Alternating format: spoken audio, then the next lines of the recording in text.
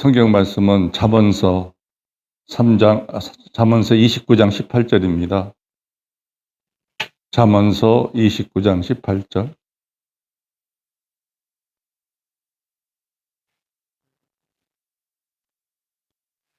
한 절이기 때문에 다 같이 봉독하겠습니다. 시작. 묵시가 없으면 백성이 방자히 행하거니와 율법을 지키는 자는 복이 있느니라. 아멘. 예, 부족한 저를 여기까지 불러주셔서 참 영광이며 하나님께 감사를 드립니다. 예, 오늘 제가 목사도 아니고 일본 장로인데, 그래서 말씀보다는 제가 선교사로 파송돼서 지금까지 있었던 일을 이렇게 나열해서 말씀을 좀 드리겠습니다. 저에 대해서 일부 알고 계시지만 저를 잠시 소개하겠습니다. 철도고등학교 사회 토목과 출신이며 하나님의 은혜로 현재까지 직장인 도화 인지니어링 부사장으로 재택근무를 하고 있습니다. 재택이지만 평균 주 1회 이상 가거나 외부 회의에 참석하고 있습니다.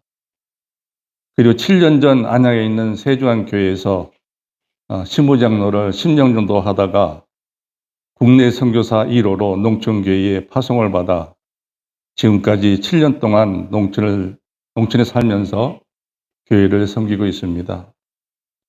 먼저 간단히 말씀을 나누고 제 간증을 하도록 하겠습니다. 참된 그리스도인의 삶을 살아가려면 비전의 사람이 되어야 합니다. 잠언서 29장 18절에 묵시가 없으면 백성이 방자히 행하거니와 율법을 지키는 자는 복이 있느니라고 하였는데, 묵시는 영어 성경에 보면은 비전입니다. 그래서 오늘 나눌 제목은 하나님이 주신 비전 세우기라 정했습니다. 개인의 출생에는 하나님의 뚜렷한 목적이 있는데 각자에게 하나님이 주신 목적을 찾아 세워야 합니다. 우리는 태어날 때부터 이미 하나님이 선한 일에 쓰이는 도구로 그 정체성을 부여받았습니다. 비전은 멀리 보는 눈을 가리키는 말입니다. 즉 믿음의 눈, 창조의식을 가지라는 말입니다. 인생은 무엇을 보는가에 따라 달라집니다. 보는 것이 달라지면 사랑의 대상, 목표가 달라지게 됩니다. 창조의식은 하나님께서 나를 이 땅에 보내주셨을 때 나를 통하여 반드시 하실 일이 있다는 사실을 믿는 것입니다. 비전의 가장 바른 정의는 한 사람의 인생을 향한 하나님의 계획을 아는 것이며, 사명은 비전을 실천하기 위하여 실천하는 구체적인 것입니다. 여기에 계신 우리들도 먼저 이러한 비전을 세우고 구체하여 사명감 있는 신앙인으로 그리스도 안에서 완전한 자로 성장해야 할 것입니다. 다윗 왕은 비전의 사람이었습니다. 비전은 곧 믿음입니다. 믿음이란 결과를 하나님께 맡기고 하나님의 허락하신 조건 안에서 최선을 다하는 것입니다. 초장에서 다른 목동은 푸른 초장만 보았지만 다윗은 초장 너머에서 간섭하시는 하나님의 손길을 보며 여호와는 나의 목자이심을 노래하셨습니다. 다윗이 목동에서 어떻게 왕의 신분으로까지 바뀔 수 있었을까요? 그것은 그가 가진 상상력, 비전 때문입니다. 푸른 초장에서만 양만 보고 풀만 보는 사람들은 죽을 때까지 목동일만 하다가 죽을 것입니다. 푸른 초장에 있지만 푸른 초장 너머의 세계를 보는 상상력, 푸른 초장을 다스리시는 하나님의 손길을 볼 줄 아는 영안이 다윗을 왕의 신분으로까지 바뀐 것입니다. 10년을 생각하는 사람, 100년을 생각하는 사람, 100년 앞을 고민하는 사람과 영혼을 사모하는 사람의 눈빛이 다릅니다. 그래서 영혼을 보는 눈, 영안을 가지시기 바랍니다. 꿈을 꾸게 하시는 이도 하나님이시요 그 꿈을 이루시는 이도 하나님이십니다. 그러면 하나님의 뜻, 즉 비전 사명을 알 수 있고 세우는 방법은 뭐일까요? 지금까지 제 간증 속에 하나님의 비전 세우기를 소개해 드리겠습니다. 저는 지금도 50년째 직장인으로 직장에 선거 있는데 같은 또래의 나이를 가진 분보다 몇 년 더 직장 생활을 하고 있습니다. 저는 군대는 안 가고 바로 예비군이 되었습니다. 저희 고향은 충북 보은에서 태어나 초등학교 6학년 전반기를 다니다가 아버지의 지병인 결핵을 치료하기 위해 경북 문경으로 요양을 가시게 되어 저도 그곳으로 전학을 가서 그곳에서 약 3년 6개월을 하며 중학교를 다녔습니다. 그 당시 저희 집안 형편이 어려워 공부는 나름대로 잘했는데 좋은 고등학교를 갈 수가 없어 국가에서 모든 것을 보담해주는 서울 용산에 있는 국립철도학교에 입학하게 되었습니다. 졸업 후 바로 20세에 직장 생활을 시작하게 되었습니다. 지금까지 50여 년 직장 생활하면서 돌이켜보니 하나님의 은혜와 인도하심이었다고 생각하며 감사드립니다. 저는 초등학교 2학년 성탄절에 친구 따라 교회 간 것이 시작이 되어 지금까지 신앙생활을 하고 있습니다. 믿음이 있어서라기보다는 그저 좋아서 다니게 되었고 중학교 때 경북 문경교회에서 학생회장을 하며 신앙심을 키워가고 있었나 봅니다. 그때 같이 중등부를 섬기던 친구가 지금의 아내가 되었습니다. 서울에서 고등학교 때는 3년간 교회를 다니지만 열심은 없었습니다. 졸업 후 공무원 생활을 하면서 다시 신앙생활에 매진하게 되어 서울에 있는 교회에서 부흥회가 있다는 정보를 들으면 거의 모든 부흥회에 참석하여 은혜를 받았습니다. 그 당시 한국교회는 뜨거움이 있었고 가장 활발하게 성장하는 시기였습니다. 1974년 여의도 강당에서 빌리그램 목사님이 부흥회에 100만 명 이상이 참여하는 대상이었습니다. 그 뜨거움이 저를 1997년 직장 근처에 있는 칼빈 신학교에 입학하여 주의종이 되겠다고 신학을 공부하여 1981년에 졸업을 하게 됩니다. 그동안 친구이며 애인인 지금 아내도 제가 주의종이 되는 것으로 알고 결혼을 허락하여 1979년에 결혼을 하게 되었습니다.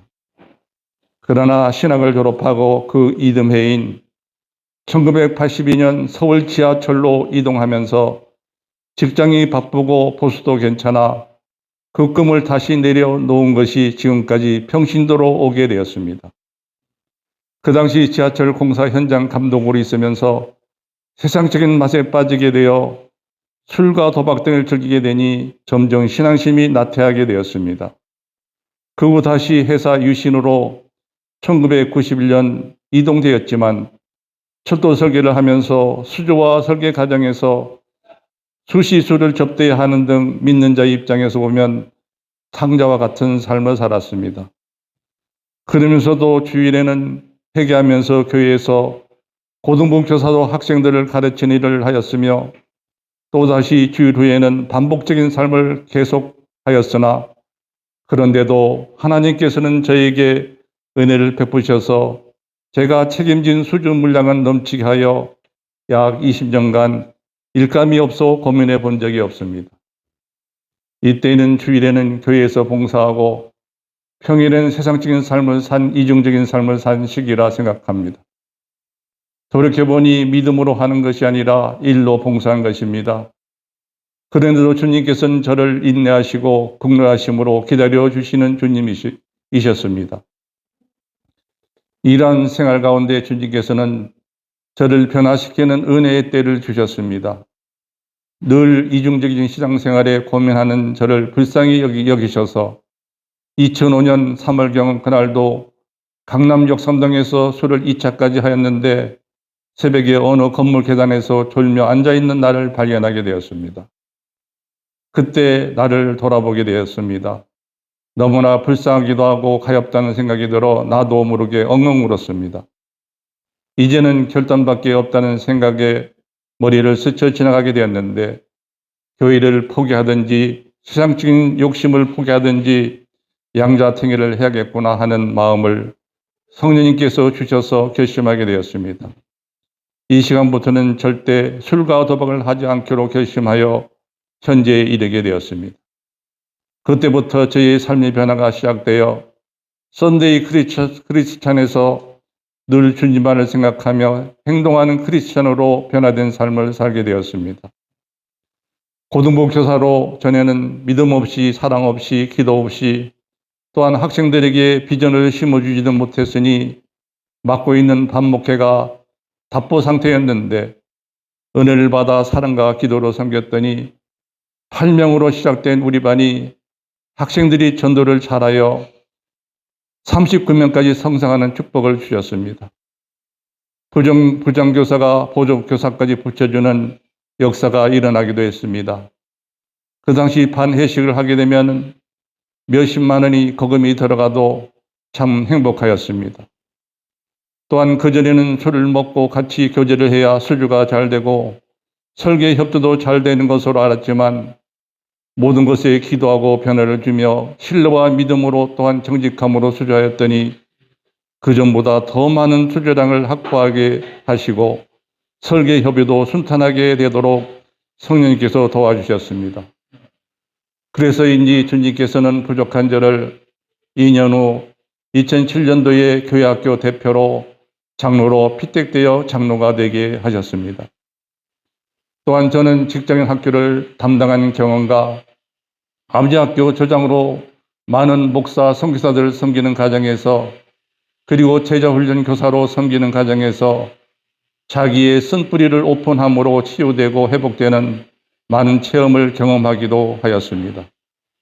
이 시간 교회 장로인 제가 지난 불미스러운 삶을 나눌 수 있는 은혜를 주님께서는 주셨습니다. 이러한 세상적인 삶에서 믿음 안에서의 삶의 변화를 인하여 제게 주신 축복을 나누려고 합니다. 첫째, 저와 같이 근무하는 직원들에게 부끄러움이 없이 복음을 증거하는 은혜를 주셨습니다. 기회가 있을 때마다 복음을 나누며 전도하였으며 우리 교회 새주명 축제 때마다 직원들을 초청하여 교회가 어떤 곳이며 예배는 이런 것이구나 하는 것을 체험케 하며 예수님을 영접케 하였습니다.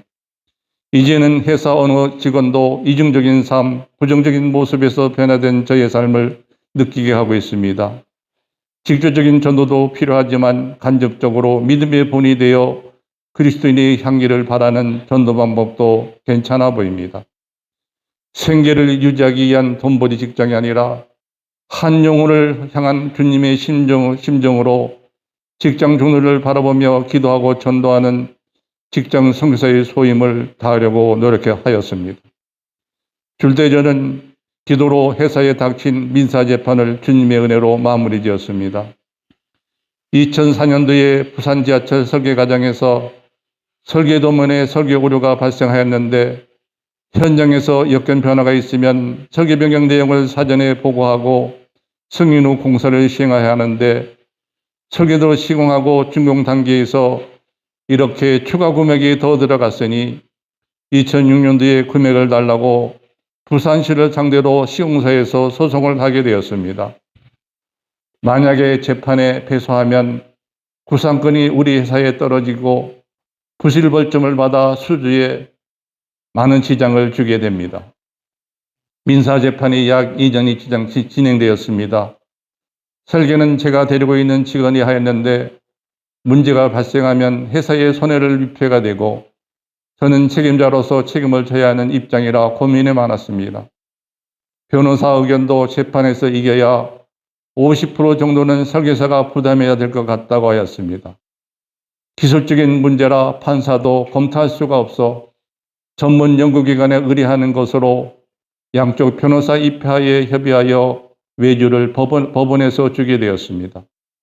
외주 연구소에서 어느 날 전화가 왔는데 담당자가 몇 년 전에 저와 함께 근무했던 연구원이었는데 그동안의 과정을 잘 설명하고 좋은 결과가 나오도록 부탁도 드렸습니다. 그 연구소에서 검토 결과 법원에 제출되었는데 판사가 국내 전문가에게 그 내용에 대해 자문을 요청하였는데 그 전문가가 바로 이덕영 선배님 친구였습니다. 결과적으로 판결 내용이 시공사가 기술력을 가지고 있기 때문에 설계 오류는 충분히 현장에서 조치할 수 있는데 발주자 협의 없이 임의적으로 시공하였으므로 시공소에 기책이 있다는 판결을 2008년도에 받게 되었습니다. 2년간 민사재판을 진행하면서 기도를 쉬지 않고 주님의 선한 길로 인도하시길 간절히 기도하는 결과라 믿으며 기도의 응답을 체험하게 되었고, 예수를 믿지 않는 직원들도 저희의 믿음을 보고 역사하심을 느끼게 되었습니다. 셋째, 2009년도에 저에게 또 다른 고난이 찾아왔습니다. 90세이신 어머님이 치매로 아내는 어머니를 24시간 보호해야 했고, 반면 줌쉬지 않고 계속 혼자서 거실에서 얘기하며 밤을 새우시는 바람에 제가 불면증이 왔으며, 그리고 대장 밑에 직장에 손병이 발견되고 돌발성 난청 등이 한꺼번에 왔습니다. 또한 아내는 갑상선에 혹이 있어 검사 결과 암으로 진단되기도 하였습니다. 또한 회사에서는 지하철을 설계하면서 거주가 밀접한 하부를 터널 공법으로 통과하는 것으로 설계했는데, 개통 후 운행 시 진동으로 인한 주거민의 열차 진동으로 잠을 잘 수 없다는 민원이 우려되어 이에 여러 가지 저감 방법을 검토하였습니다. 발주처와 협의가 순탄하지 않아 많은 기술적 고민이 더욱 가중되어 장로인 제가 우울증 진단을 받게 되었습니다. 참으로 그 시기는 어려운 고난의 시간이 연속이었습니다. 밤이 너무 두려웠습니다. 잠을 잘 수가 없었기 때문입니다. 잠을 잘 수가 없어 수면제까지 복용하는 지경에 이르다 보니 심신이 지쳐 영적으로 메말라가는 자신을 또 발견하게 되었습니다. 병원에 입원도 해보고 성경도 밤을 낮삼아 통독도 하고 찬송과 가사를 하나하나 읽어가면서 영적인 회복을 위해 간절한 마음으로 기도를 하였습니다. 주일 예배 시 담임 목사님도 교회 건축 시 여러 가지 문제로 고민이 많아 우울증을 앓았는데 찬송으로 치유를 받으셨다는 설교를 들으며 용기를 내었습니다. 치료 과정이 다소긴 6개월 과정 동안 약물 치료를 받아 치료되어 지금은 머리만 대면 잠자리로 빠져들고 있습니다. 이런 고난을 경험하면서 하나님께서는 사람을 세우실 때 훈련 과정을 꼭 거치게 하심을 알게 되었습니다. 성경의 위대한 신앙의 선배인 욥이나 요셉이나 모세나 다윗이나 다니엘 등도 극심한 고난을 거쳐 믿음의 승리자가 되었습니다. 그래서 성경은 고난은 유익이라고 하나님은 우리에게 말씀하고 계십니다. 저는 이러한 어려운 과정을 경험하면서 사람의 때와 하나님의 때가 다르다고 생각합니다. 그래서 우리 믿는 자들은 인내의 신앙과 하나님의 뜻을 분별할 수 있는 영적인 안목을 가지는 것이 필요합니다. 그렇게 고심하여 설계한 지하철이 개통되어 운행 중에 있으나 아직까지 주거 민원부터 진동에 대한 민원이 없어 큰 걱정에서 이제는 자유함을 누리고 있습니다. 또한 어머니는 요양원에서 요양사의 간호를 받으며 편하게 생활하시다가 10년 전에 소천하셨습니다. 이러한 고난과 아픔의 경험을 통해 영적으로 더욱 성숙하게 되어 교회 교구 식구들이 아픔과 고난을 같이 나누며 섬길 수 있는 은혜를 주님께서 주셨습니다. 넷째, 농촌 선교사의 사명을 주셨습니다. 2014년 직장에도 바쁘지만 교회 사역이 정말 많았습니다. 우리 교회 내 3본 지역 550세대를 선교했고 교회 학교 전체 총괄장로로 교사 800명, 학생 3,000명의 차세대 교육, 기독교 교육을 담당했으며 당회 대표로 6인 위원으로 교회 전반을 두루 살펴야 했으며 교회 창립 30주년 기념 행사 위원장으로 행사를 계획하고 집행하게 하셨습니다. 또한 대신교단 전국 남전도의 연합회 부회장으로 각 교회의 연합을 위해 심혈을 다했으며 안영교회 노예 회계로서 재정 분야를 총괄하는 직무까지 수행하면서 정말 바쁜 나날이었지만 하나님께서는 저에게 훈련의 기회를 주셔서 6개월간 선교 훈련인 SMTC를 수료케 하시고 또한 전도학교 3개월 과정도 개근으로 수료케 하셨습니다. 두 가지 훈련은 저희 부족한 믿음을 업그레이드하는 계기가 되었습니다. 선교 훈련을 통해 세계 선교의 비전과 필요성, 선교의 방향과 방법을 알게 해주고 전도 학교를 통해 전도의 중요성, 전도 방법, 전도 현장에서 역사하시는 성령의 능력을 체험케 하는 은혜를 주셨습니다. 저희 부부가 국내 선교사로 섬기게 된 계기를 말씀드리면 약 16년 전 2007년 우리 교회에서 대신교단 국내 목회자와 선교사님 253 부부를 모시고 대신에 대해 즉 목회자 부부 학교를 본당에서 3일간 하였는데 우리 부부가 조장으로 섬겼습니다. 조은중 농촌교회 목사님 두 분이 10세가 넘으셨는데도 농촌 작은 교회를 아름답게 섬기는 모습을 보고 감명을 받았습니다. 또한 제가 직장 학교를 담당할 때 비전과 사명을 나누는 시간이 있었는데 강사 목사님께서 비전은 한 인생을 향한 하나님의 계획을 아는 것이고 사명은 그 비전을 구체하는 것이다 라는 정의를 해 주셔서 비전에 대해 확실히 아는 은혜를 주셨습니다. 그리고 저는 남아공 단기 선교를 2013년 8월에 다녀왔습니다. 열악한 환경과 부족한 재정 가운데서도 선교의 삶을 가지고 현지인들을 섬기는 모습에서 목숨을 구해야 하는 선교 사역이구나 하는 도전도 받게 되었으며 현지 선교년과 대화 속에서 같이 동행한 훈련생이 선교사님께 하나님 뜻을 어떻게 알 수 있을까요? 라는 질문에 선교사님은 꿈을 꾸거나 환상을 보거나 음성을 듣는 것이 아니라 성경을 보거나 기도할 때에 계속 마음의 부담감으로 남는 것이 있는데 계속해서 생각나면 부담감을 주는 것이 있는데 이것이 거룩한 부담감이라고 하는데 이것이 하나님 뜻이 아닌가 생각한다고 말씀하셨습니다. 앞에서도 제 얘기를 하였는데 이 시간까지 목회에 대한 부담감이 있었습니다. 그래서 저는 귀국하여 바로 전도학교에 등록하여 전도훈련도 받게 되었습니다. 회사를 정년퇴직하면 농촌교회에 가서 작은 교회를 섬겨야겠다는 비전을 가지게 되었습니다. 그래서 2013년에 한 해 동안 교회 모든 사역을 내려놓고 농촌교회를 탐방하며 섬길교회를 찾아다녔습니다. 농촌교회의 열악함과 일꾼이 너무나 부족함을 보게 되었습니다.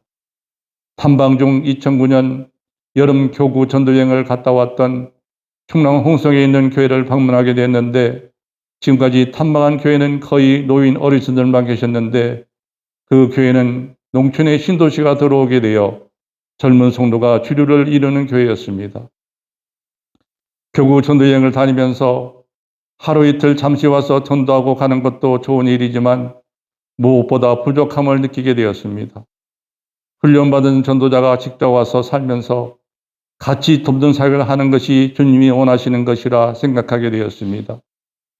집에 돌아와 기도하며 아내와 대화 가운데 지금까지 훈련받고 사역한 경험을 활용할 수 있는 교회가 최적의 사역지가 아닌지 생각하게 된다는 아내의 말에 공감하게 되어 앞으로 섬길 교회 목사님을 뵙고 말씀드렸더니 참 반가워하셨습니다. 그래서 저는 2016년 12월 5일 제자만 소식 때에 아내와 함께 국내 선교사 1호로 파송되어 충남 홍성 내포 사랑의 교회를 2년 2개월 동안 교회를 돕는 사역을 하였습니다. 당초 농촌교회 돕는 사역 계획은 세종교회에서 신무장로로 사역한 경험을 토대로 교회를 돕는 계획을 가지고 내려왔으나 현재 교회의 흐름과 목사님 교회의 방침에 방해가 되지 않는 범위 안에서 교회를 섬기고자 노력하였습니다.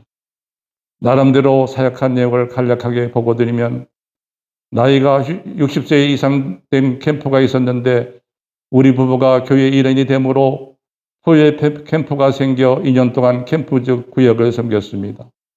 아주 모범적으로 교회 어른답게 캠프가 성장하게 되었습니다. 저와 백원사는 젊은 성도로 구성된 다른 캠프 즉 하평 믿음 캠프장을 섬겼습니다. 젊은 성도들과 큐티하며 참 행복한 시간을 가졌습니다. 그리고 2년 동안 전도 사역부를 섬겼는데 주위의 노방전도와 어묵전도 등으로 내포 신도 주민들에게 복음을 전하였습니다. 제가 전도지를 제작하여 전도용품을 준비하여 전도하였습니다. 그리고 제가 지방으로 선교로 갔다고 하니 전국 전도회 연합회 임원들이 오셔서 독려해 주시고 전국 장로회 연합회 임원들께서 오셔서 노방전도를 해 주셨으며 안양장로회 연합회에서 칼갈이 전도로 내포 주민들에게 신선한 영향을 주기도 하였습니다. 가끔 중고등부에 가서 세종께서 약 20년 동안 고등부 교사 경험을 바탕으로 학생들에게 기독교 특강들을 하였습니다. 담임 목사님 출타 시에는 새벽 예배 인도, 수요예배 인도 등도 하기도 하였습니다. 우리 백원사는 자기 달란트를 이용하여 성도들과 어린이들에게 우쿨렐레를 가르쳤습니다. 마지막으로 교회 성도는 계속 많아지는데 교회당이 비좁아 앉을 자리가 없어 교회당 신축이 당장 필요하게 되어 새 교회당 신축을 하기 위해 터키 베이스로 설계 시공을 계획하였는데 그만 시공사로부터 사기를 당하여 약 2억 원을 손해를 보게 되었습니다. 법원에 형사 민사 소송을 하였습니다. 그래도 교회는 신축해야 되므로 목사님께서 저를 교회 건축 집행위원장으로 소개해달라고 하여 건축 공급 잔액을 알아보니 약 1억 원 정도가 있었습니다. 공사비를 전력하기에 직영공사로 계획하여도 전체 공사비는 대략 5억 원이 필요했습니다. 신적인 세관 기회를 증착할 때 경험이 생각나 건축위원들에게 건축공급 외에 별도로 개인융자를 부탁하여 2억 3천만 원을 추가로 확보하게 되어 공사를 2018년 3월에 착수하였습니다. 매월 건축비에서 개인융자 이자를 지급하였습니다. 기초공사, 철공공사, 판넬공사, 창문공사, 설비공사, 전기공사, 토목공사, 조경공사, 음악공사 등 모든 공제를 직영으로 하여 인력 확보, 자재 등을 직접 구입하여 공사를 추진하였습니다. 매일 아침 8시에 출근하여 저녁 6시까지 공사 현장을 지키며 기술자들의 식사, 간식을 해결해주고 공사를 독려하였습니다. 군청과의 행정협의도 많았는데 그중에 하수도, 상수도 시공에 문제가 있다고 지적하여 참 어렵게 해결하기도 하였습니다. 중공이 임박하여 군청과의 협의 중 쓰레기 집합시설을 신도시 내규에 따라 꼭 설치되어야 준공이 된다고 하여 고민에 빠지게 되었습니다. 설치비가 약 8천만 원이 소요된다고 하였습니다. 교회 건축비도 개인융자로 지금까지 진행해 왔는데 앞이 막막했습니다. 이 문제 해결을 위해 기도하고 있는 가운데 우리 아내 동생인 처남을 만나 교회 신축에 대해 얘기 중에 이 문제를 얘기하게 되었습니다. 처남이 이와 관련되시는 분 충남지사입니다. 잘 안다고 하여 한번 이 내용을 얘기해 달라고 하니 한번 전화해 보겠다고 하여 전화한 결과 제게 해당 비서실장이 전화를 하여 한번 만나자고 하였습니다. 애로사항을 정리하여 담임 목사님과 같이 가서 만나 애로사항을 말씀드렸더니 신도시 담당 가정을 불러 같이 얘기를 하게 되었습니다. 교회는 일요일 즉 주일만 음식물 쓰레기가 발생하고 양도 얼마 되지 않는데 5억 공사에 8천만 원을 추가로 투입해야 한다는 것이 모순임을 얘기하였습니다.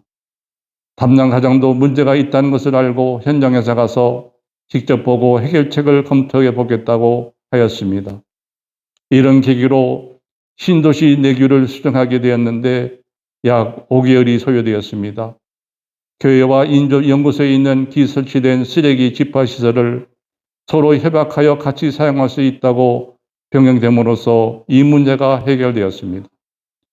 정말 그 당시에는 해결 방법이 없어 빛을 내어 설치해야 하나 고민하며 기도하였는데 주님께서는 이와 같은 방법으로 인도하여 주셨습니다. 간절히 기도하시니 때가 되니 선한 길로 인도하시는 주님을 찬양합니다. 2018년 11월 3일에 입당 예배를 드렸으며 입당 예배와 같이 교회 설립 처음으로 인증 예배를 드려 장로 한 분과 권사 세 분을 세우게 되었습니다. 세교당 신축 공사를 정찰해 보니 150평 교회 신축하는데 공사로 하면 약 7억 원이 소요되는데 직영으로 5억 2천만 원의 공사를 완료하여 약 25%를 전락하였습니다. 하나님의 집을 건축하게 되면 정말 사탄의 끈질긴 방해가 다가옴을 알게 되었습니다. 오직 기도와 믿음만이 이길 수 있는 길임을 알게 되었습니다. 이 땅 원하니 좋은 교회 환경과 목사님의 신선한 설교 말씀에 은혜가 되어 그동안 건축 중에 새신자 등록이 뜸했는데 12월, 1월, 2월, 3개월 동안 약 30명의 새신자가 등록하였습니다.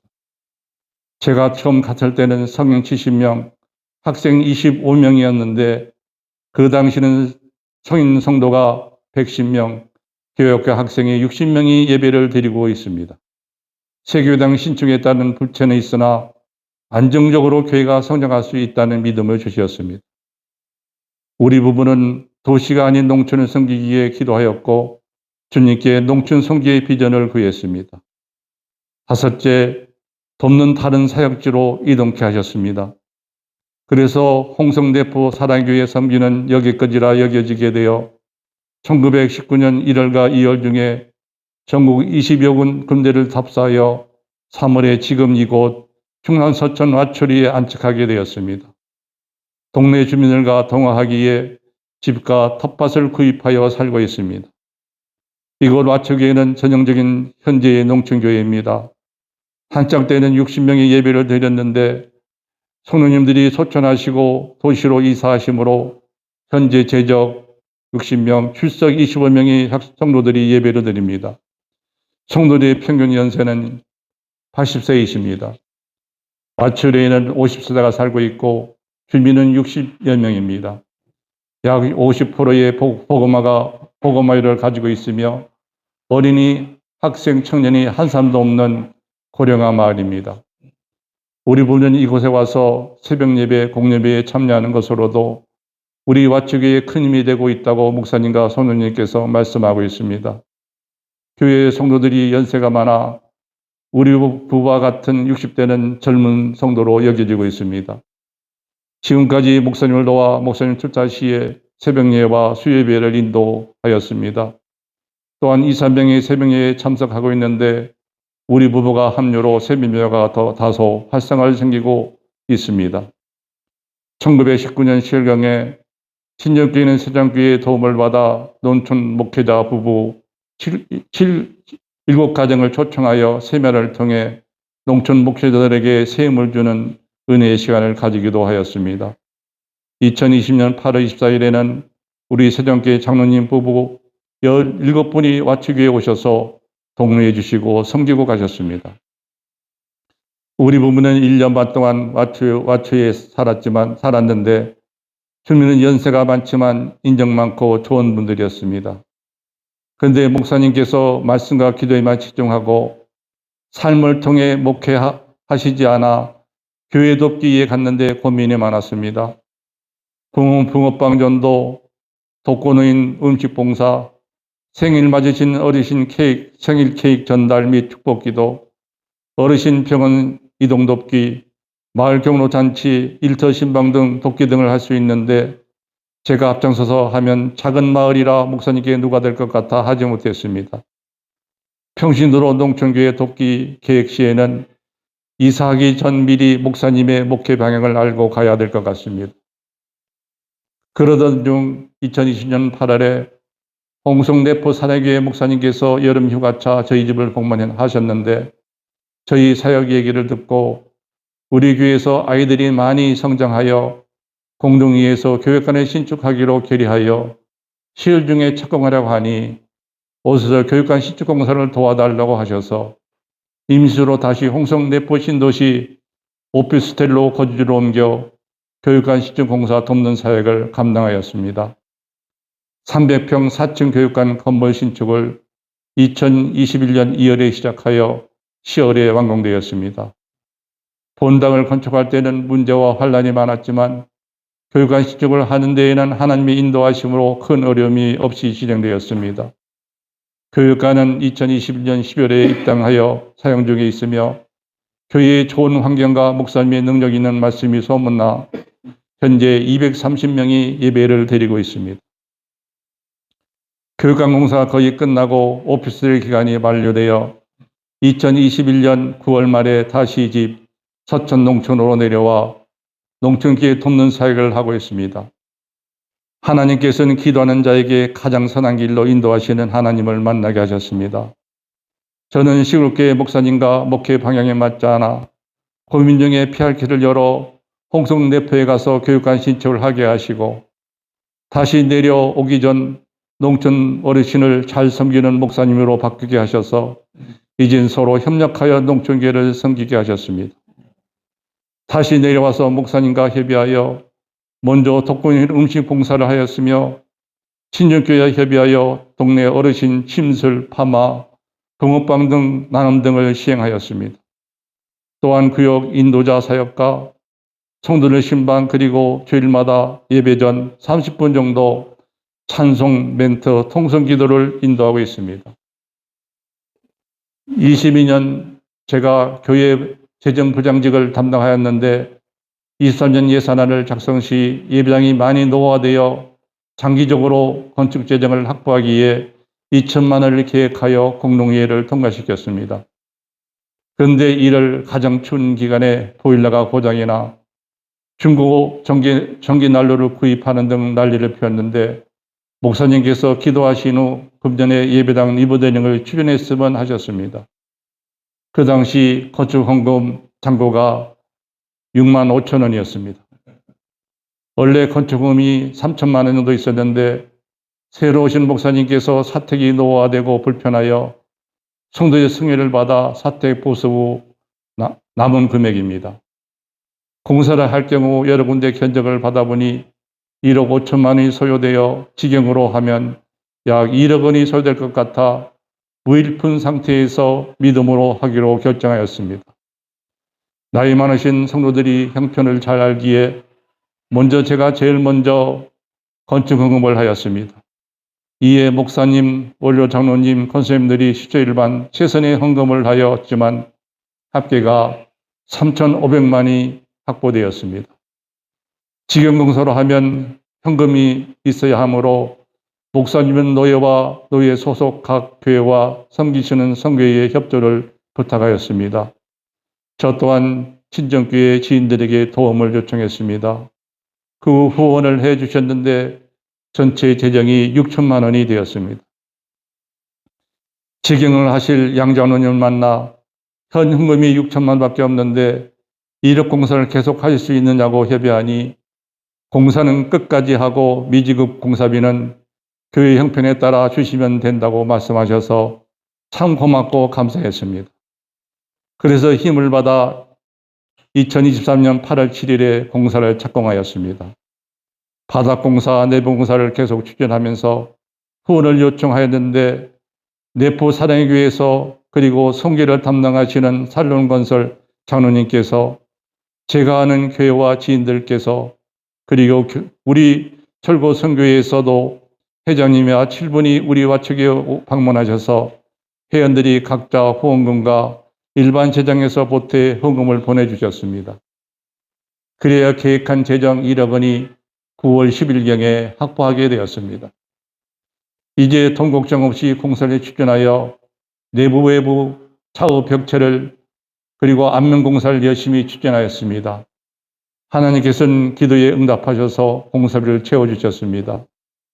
우리 교회 목사님께서는 이번 일을 추진하면서 6만 5천 원의 기적을 보게 되었다고 하십니다. 내부 공사 완료되어 10월 15일에 새 예배당에서 첫 예배를 드렸습니다. 외부 공사와 지붕 도색 공사 등을 하고 보니 물가 상승과 추가 비용이 들어 정상 금액이 1억 3천만 원이 되었습니다. 하나님께서는 기도하면 불가능해 보여도 하나님의 때에 하나님의 방법으로 역사하심을 체험하게 되었으며 확신을 가지게 되었습니다. 추가되는 3천만 원도 우리의 권사님 딸께서 자기가 성장한 교회라고 가지고 있는 돈을 팔아 2천만 원을 헌금하시고 제 친정교회에서도 어렵게 늦게나마 500만 원을 후원해 주시고 성도들이 10절반 헌금하여 딱 맞게 예배당 리모델링을 하게 하셨습니다. 시골 교회다 보니 어르신 성도가 주류라 교회 자체에서는 약 4천만 원을 헌금하였으며 나머지는 타 지역에서 후원하여 공사가 완료되었습니다. 제가 앞으로 농토계를 도울 방법을 말씀드리겠습니다. 국내에 선교사로 내려올 때는 세종교에서 사역한 것을 기본으로 하여 농촌계를 섬기면 되겠지 생각하였으나 하나님께서는 다른 방법으로 사용하심을 경험하게 되었습니다. 건축의 건자도 모르는 저에게 3번이나 교회 건축일을 추진하게 하여 어려운 과정이었지만 하나님께서 일하심을 목도하게 하셨습니다. 앞으로 목사님과 상의하여 이걸 와초리와 문초리의 맞춤 전도 전략을 계획하여 100%로 복음화하는 것이 비전이며 소망입니다. 앞에서도 말씀드렸지만 우리 마을에 가장 맞는 사역을 계획하여 추진하려 합니다. 그래서 바로 10월 16일에 제가 붕어빵 기계를 주문하여 친정교회 붕어빵 전파 장로님께서 오셔서 우리 성도들에게 실습을 시켜 주셨습니다. 주일에 정도는 붕어빵 전도를 시행하려고 합니다. 이곳 동네는 임시 집성촌으로 이르는 동네이므로 가게를 먼저 조성하여 관계 전도만이 가능하다고 판단하였습니다. 바쁜 추수가 마무리되면 교회에서 마을 잔치를 준비하여 마을 어르신들을 섬기려고 하고 있습니다. 그리고 자녀들은 도시에 살고 있는 혼자 사시는 어르신들이 많으므로 수시 교회에서 반찬을 만들어 반찬 전도로 고려하고 있습니다. 이곳에 정착하였으니 살면서 동네 어르신들을 섬기면서 친해져서 이 동네에 맞는 복음화 방법을 심도 있게 검토하여 목사님과協의 후 추진하려고 합니다. 아직은 선교 실적을 보여드리지 못하지만 기도하며 하나하나 준비하여 아름다운 복음의 결과를 쌓아갈 수 있도록 기도 많이 해주시기 바랍니다. 마지막으로 이 시간 저는 참 행복한 자는 어떤 사람인가를 나누고 싶습니다. 하나님께서는 이 지구상에 사람들이 태어날 때 각자에게 목표적 비전을 주십니다. 세상에 살면서 하나님이 주신 비전을 알고 사는 사람은 행복한 자이고 하나님이 주신 비전을 모르고 육신의 정욕에 따라 살다 간 사람은 참 불행한 사람입니다. 잘 아시겠지만 죽은 후 어떻게 될지는 여러분도 잘 아실 것입니다. 그래서 저는 죽음을 준비하며 살고 있으며 많은 만나는 사람에게 그러한 얘기를 하고 있습니다. 죽음을 준비하며 사는 사람은 삶의 목적과 생활이 다릅니다. 늘 어떻게 하면 주님을 기쁘게 할까? 어떻게 하면 주님으로부터 인정받는 자가 될까? 고민하며 순종하는 사람들입니다. 여기 계신 우리 선후배님 모두 하나님의 세미한 음성을 듣고 그 음성에 순종하는 자들이 다 되기를 바라며 이만 저희 삶의 간증을 마치고자 합니다. 부족한 저희 간증을 들어주셔서 감사합니다. 잠시 기도드리겠습니다. 하나님 아버지, 부족한 저를 이곳에 세우게 하시고 저희의 삶을 간증식으로 나누게 하심을 감사드립니다. 나를 향한 하나님의 계획이 나의 비전임을 알았습니다. 저희들이 어느 곳에 있든지 저희들에게 향한 하나님의 계획을 가르쳐 주시고 그 비전을 통하여 하나님께 영광과 존귀를 드리는 저희 모두가 되게 하여 주시옵소서. 그리고 저희들의 비전이 하나님의 영광을 위해 예수님을 전하는 일이 제일 우선순위가 되게끔 하시옵소서. 길과 진리요 생명이신 예수님의 이름으로 감사 기도드립니다. 아멘.